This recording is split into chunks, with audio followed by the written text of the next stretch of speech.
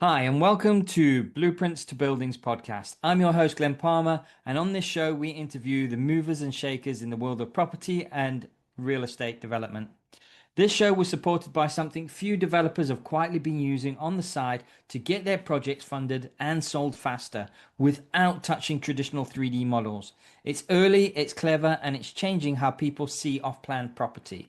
I'll leave it there, but if you're curious, message me on LinkedIn at Glenn Palmer Secure or check the show notes below.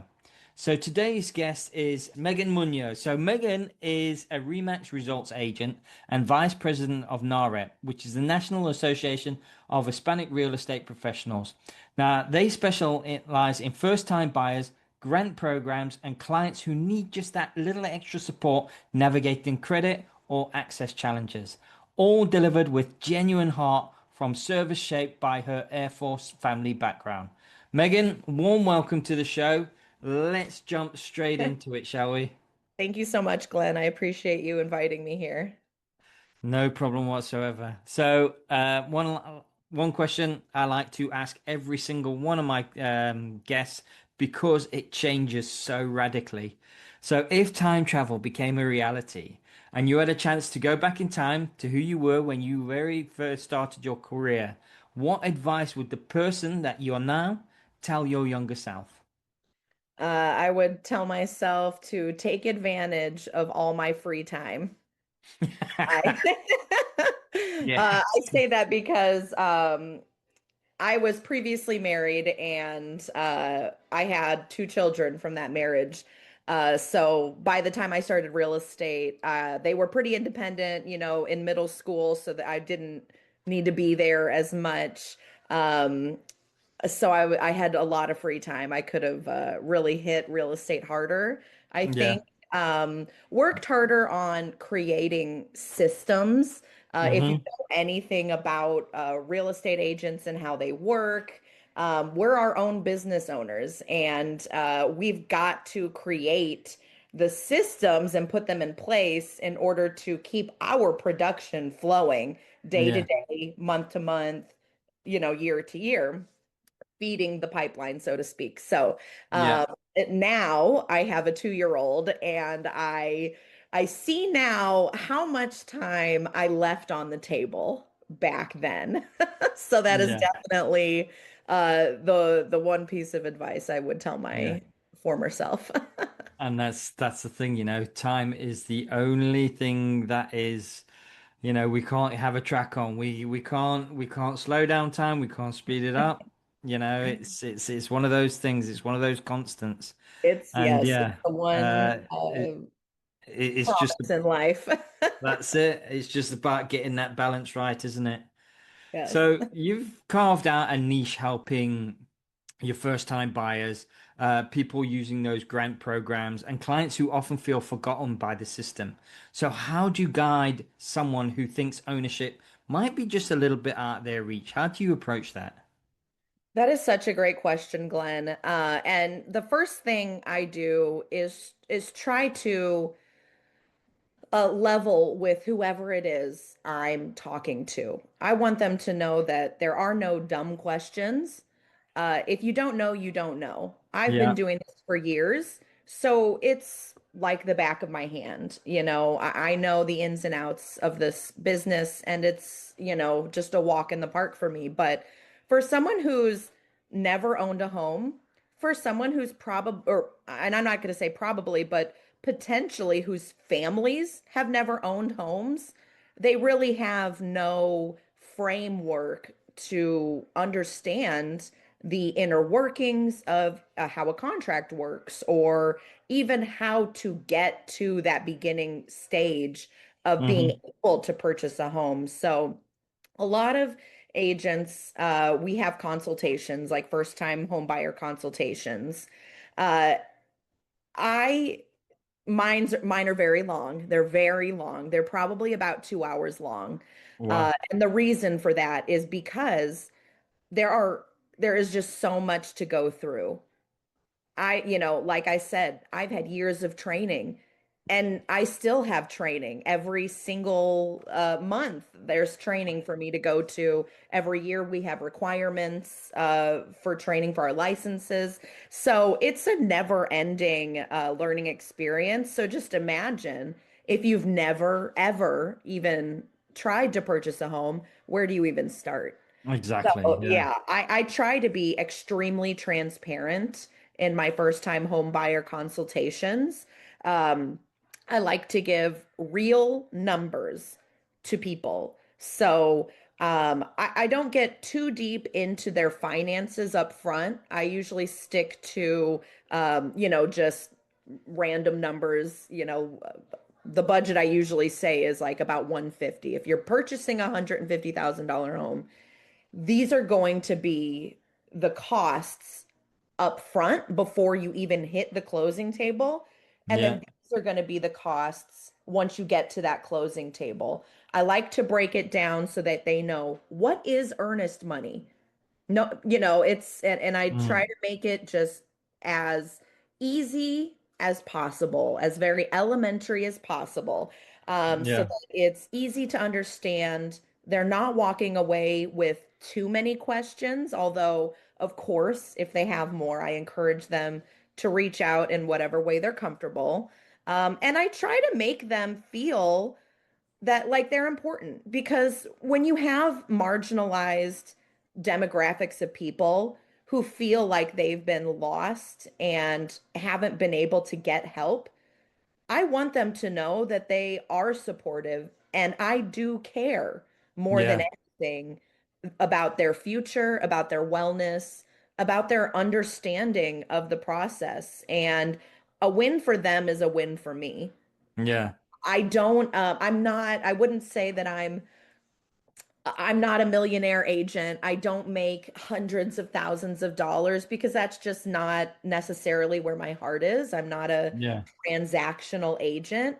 I really care about our communities and St. Louis thriving. We do Yeah. get a lot of negative media and press here about our crime and whatnot, but the reality is this is an incredible city to live in. Our family focused opportunities here, most of them are free and they're incredible. Our St. Yeah. Science Center, Forest Park is bigger than Central Park in New York, and it has one of the largest free zoos in America. And it's incredible. We have such a cool city to live in. And Yeah. I think the people of St. Louis deserve to be supported in such a way that they can enjoy what St. Louis has to offer and not constantly struggling to just make do. Yeah.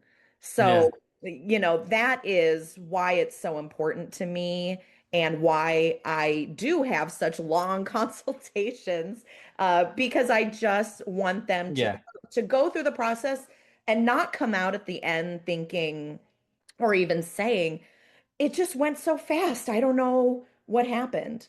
I don't want Mm. any of my clients walking away from an experience with me saying that. Yeah. Yeah. No, it shows. It definitely shows that you do care about every single one of your clients.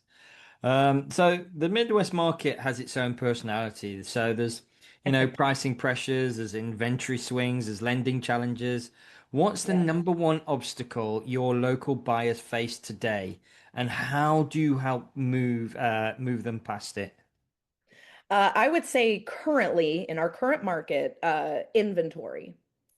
Inventory is so low right Yeah, now still. We have seen a market shift as far as pricing goes for the last 5 years, and this has been throughout the entire country. Prices have just been inflated yeah, at an astonishing rate. When I started in real estate, you know, finding a $150,000 home really wasn't hard. We have very fair priced property here. And since the pandemic hit and all of that has happened, it has become much harder for people to have the budget to purchase. But even once they finally get there, there's almost nothing for them to get, Yeah. especially for our first time home buyers who um, rely on grant programs specifically for the cash to either put down or to use for closing costs. A lot of times, that population of people, they don't have the liquid money to be able to purchase, say, a fixer-upper and, Yeah. put $50,000 into it to really make it their own. Hmm. So they're kind of restricted on what they're able to look for. They want a good, solid home. They want a home that they can move right into and that would have as little maintenance up front as possible. So when you're looking at that Venn diagram of Yeah. house, there's just hardly anything out there. So yeah, inventory I would say is the number one issue that we're facing right here in St. Louis specifically. Yeah. Man, that's got to be tough. So Very tough. alongside that, you've got a lot of first-time buyers who struggle to sort of see what a home could be, especially when they're on tighter budgets. So, Mhm. how can visual tools like, the virtual walkthroughs or the 3D concepts help buyers feel more confident and less intimidated about the whole project? I actually don't rely as much on those tools. I, this is going to sound really funny, but I always tell my clients, look, pictures can be very deceiving. Editing is a thing, okay? So you're going to see a house online and you're going to see the pictures and they're going to look awesome. I see them and I already know what we will see when we walk in. So I like to kind of compare it to going to the store and finding a new outfit. You see an outfit on the hanger that looks ugly, and you're like, absolutely not. I would never wear that hideous. And then you get it on, and it looks awesome. Yeah. It's very similar with houses. So sorry, that's my No, two-year-old. no, it's like, hey, no, Yes, that is Noni's. It, So I tell them, look, if you see any home that you think is even remotely interesting to you, if it at least checks the boxes of what you absolutely need, 3 bedrooms, 2 bathrooms, a garage, even if the pictures maybe aren't awesome, let's go look at it. And I do get a lot of feedback from my clients. Well, we don't want to we don't want to waste your time. If this isn't the one, we don't want to waste your time. And I just say, look, this is my job. If I didn't like looking at houses, I wouldn't be a realtor. I yeah, love it. I don't care if the house is a junker. It doesn't matter to me. If it needs a lot of work, it needs a lot of work. But that is why you're hiring me to help you, to yeah, guide you through this because I do know what to look for and I do know what it can be if that's what you're trying to do, or I know what you need because you have limited options. yeah, So I just encourage all my clients, let's get into that house because you truly do not know what it actually looks like until your feet are on the ground inside. yeah, yeah, Yeah. yeah. So you work closely with NAREP, which champions sustainable home ownership Yes. and economic mobility for the Latino communities. So, for your perspective, what big shifts are happening in access, education, or buyer readiness right now? Yeah. It's been really incredible working with NAREP. It's really opened my eyes to what is actually happening, at least demographically, I guess you could say. Hmm. Although our political climate is maybe not as positive towards our Latino community right now. We are actually the fastest growing group of home buyers in the entire country. Uh, Hmm. we have a statistic that noted so every year NAREP National puts out Oh my goodness, I forgot the name of it, but they do a huge research project, just gathering all kinds of data, and it's called the State of Hispanic Homeownership. And in Right. that they name, or, they just explain all different stats regarding Latinos in America. So, for the third year in a row, actually, St. Louis has been named the number one opportunity market for the Latino community. And it's Nice. simply because we have such affordable homes and properties here. And the cost of living here is very sustainable. So we are seeing a rapid growth in our Latino community specifically. We're not currently the largest, obviously. We are growing. We are the Yeah, fastest. yeah. So we really can't compare to LA. We can't compare to Texas or Chicago, Miami. Obviously, those are going to be way bigger markets for the Latino community, but we do have the most opportunity for our community to grow and thrive here. We have lots of jobs here. I would say just looking at the types of housing we have in St. Louis specifically, a lot of St. Louis was built specifically in the early 1900s, late 1800s, because of the World's Fair that we hosted in 1905, I think, or oh 04. Um, I should know Yeah. that. I think it's 1904. Pardon me. So most of our housing is masonry homes. That brings a lot of technical workers, uh, tuck pointers, roofers, drywallers. All of these homes need updating all the time. Yeah. And Hispanics are such hard workers that we don't care. Hey, you need us to tuck point that house? We're up on a ladder. We're getting it done. We're not complaining. And, we're making your life better. We're making a dime and we're happy. It's a very simple thing for the Latino community, which I really love. But Yeah. we're also the fastest growing group of entrepreneurs in the whole country. So just the opportunity within that Latino community is incredible. But I digress. Back to the point. With the political climate right now, it has been a lot harder. FHA guidelines have changed. The Fannie Mae, Freddie Mac guidelines have changed. We do have a large number of Latinos in America who don't have social security numbers. Yes, Hmm. they are here legally. Okay, they've gone through the correct channels to get here, stay here, live here.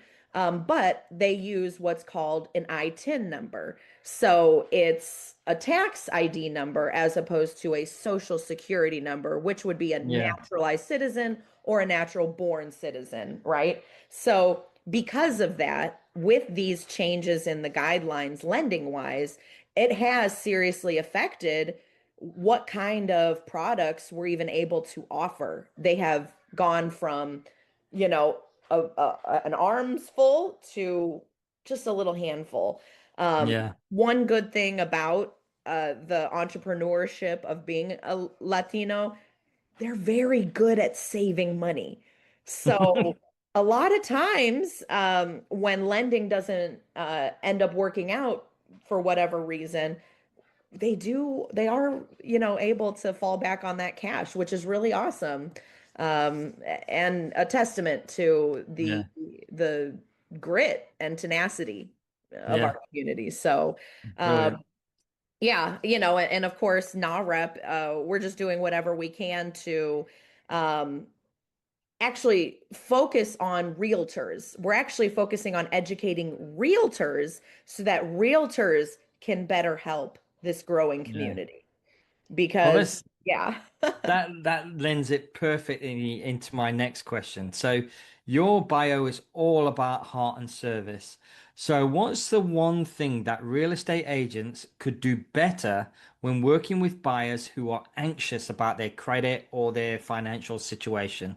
How would you approach that? And how would you educate other real estate agents? You know what? It's something I do all the time, so I'm glad you asked.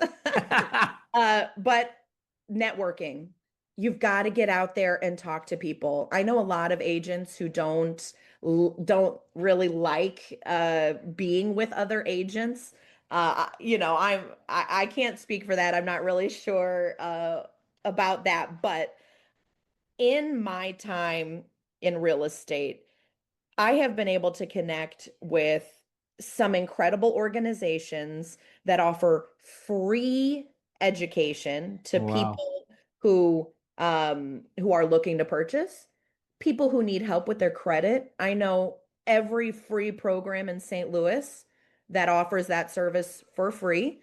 I have made it a mission to connect with the lenders in the local lenders in this area that provide grant programs, gift money, any kind of assistance. And I've done actually my own little podcast. I went through what's called a leadership academy with the St. Louis Realtors, and our final project, we did a 5 series podcast, and each episode was based on something different. But my episode was all about grant money. Yeah. So it's really nice. A lot of agents in St. Louis know that I am very, very educated on that. So they will reach out to me. And a lot of times I will send them that episode. But I Nice. also just encourage them, hey, if you see a lender who's doing a networking event or a title company or one of our affinity groups, whether it be NAREP or the Women's Council of Realtors or NAREB, which is the National Association of Realtists, which was before our Black community was able to be a part of the Realtors. They created their own, which is the Realtists, and they do tons of educational classes as well. So Nice. we are big community builders. We like to connect with our other affinity groups whenever we're hosting something. We like to invite them to also be a part of that. And yeah, biggest advice I can give to any realtor, if they want to work with people who need more help, is please educate yourself and Yeah. work as much as possible, because there is so much out there right here in St. Louis that can really change our community in a positive light. And I Mm. would say that even St. Louis, more than probably any other city out there, we have so many programs to help people. That Nice. when I talk to when I talk to other cities outside of St. Louis, like even in Missouri, because I'm also a part of Missouri Realtors, I attend their conferences and connect with outside agents and lenders as well. Because you never know when you're going to have someone that needs to, That's it. leave You and go never somewhere know. else. Never Um, know. yeah, but when I even talk to those agents, they're like, yeah, we don't have any of that kind of stuff here, which is crazy to me. So I consider St. Louis a very fortunate place. Not only is this an incredible community for people to grow and thrive, but we're growing. Um, People are really taking the homes that we have here and making them beautiful again, which is awesome. That's providing more shelter, more opportunity for people to own their own homes or even become investors. Uh, Yeah. but yeah, we have so many opportunities to help people out who really need it. So Yeah. educate, The educate, way that educate. you speak and the passion that you speak with, man, it makes me want to come to St. Louis and check it Yeah, out. come get a vacation home down here. Well, I'll Megan, help you. uh, I've loved our conversation on real estate. Your ethos about helping people from all walks of life get onto the property ladder is phenomenal. You are doing a phenomenal job. Thank you. So once again, thank you very much. My So pleasure. if you're just before we sign off, if listeners want to get in contact with you and learn about what you do at either NAREP or Rematch Results, what are the best ways for listeners to actually do that? Well, you can call me. No problem. 314-226-4138. That is my personal cell phone. Don't blow my phone up with crazy stuff. Real estate would be great. But I'm on Facebook, Instagram. My Facebook is Megan Trap Munoz. Trap is with two P's. That's my maiden name. And then on Instagram, it's Megan's Adventures in Real Estate. Nice. Excellent. Well, thank you very much for that. And just a quick reminder for everyone out there, this episode was supported by PropTech Visual Platform, changing how forward-thinking developers plan, pitch, and sell. It's not mainstream yet, but it will be. If you want to stay ahead of that curve, you know where to find me. You've been listening to the Blueprints to Buildings podcast. I'm your host, Glenn Palmer. I was joined today by Megan Munoz. Thanks again for listening, and I'll see you on the next episode.